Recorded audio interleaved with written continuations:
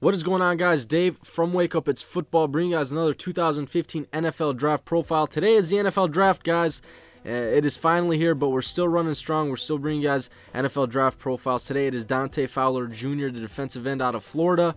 Keep in mind, I cannot add highlights and video into these just because of copyright infringement. But again, Dante Fowler Jr., defensive end out of Florida, 6'3", 265 pounds, some collegiate stats, 140 total tackles, 33.5 tackles for loss, 14.5 sacks, 5 forced fumbles in his career at Florida. Some combine numbers, 4.6 40, 19 reps on the bench, 32.5-inch vertical are some of those numbers for Fowler from the combine. Now, in my opinion, I feel like Fowler has kind of been a late riser in the draft evaluation process after the season has ended, but let's get to some pros and cons. First of all, his versatility stuck out to me right away. He's a guy that can play left defensive end, right defensive end. He plays standing up. He can play in coverage and drops back as well.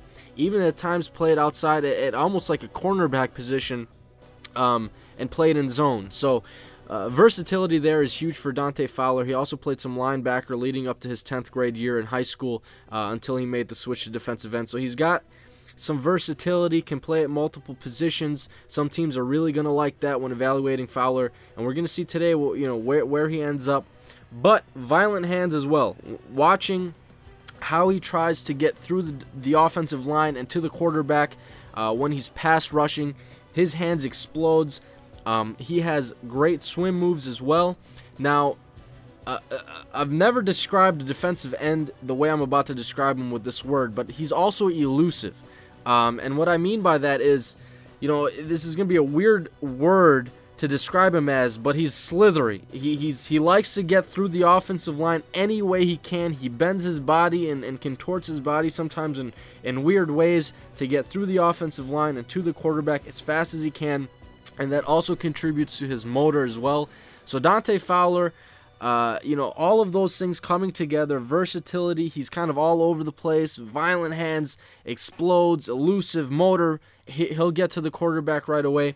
Some of the cons, one game that I wasn't very sure about because I feel like he didn't do very much was when he played against LSU in 2014, and also when he went up against Lyle Collins at left tackle for LSU. Felt like Lyle Collins dominated him in that game, and I don't know what was going on for Fowler, but I feel like he didn't do very much. Also, wrapping up, there were times where he would break through the offensive line, attempt to make a tackle on a quarterback and wouldn't wrap up, would fail to wrap up. And same goes for running backs as well. He wouldn't wrap up all the time on running backs.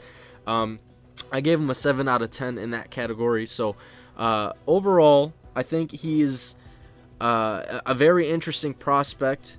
A lot of scouts are saying that he's going to go in the top 5. I think he can go anywhere from 3 to 6. The Jets and the Washington Redskins both run 3-4s. I don't know if he would fit necessarily. I feel like as if he's more of a 4-3 defensive end, so Jacksonville or Oakland could make more sense. Personally, I don't know if I would put him this high in the top 5. I would think he's more of a 5 to 15 type of guy. I don't think he's an elite player, but I have him 3 to 6 just because that's the direction that everyone else, the scouts, are saying he's going to go. Some NFL personnel players are saying he's going to go. So you can't really disagree with what you're hearing, especially from credible sources. So that's the range I'm going to put him in. Let me know what you guys think. Throw your comments, questions, and concerns down about Dante Fowler. That's all I got for you guys today. I'm out.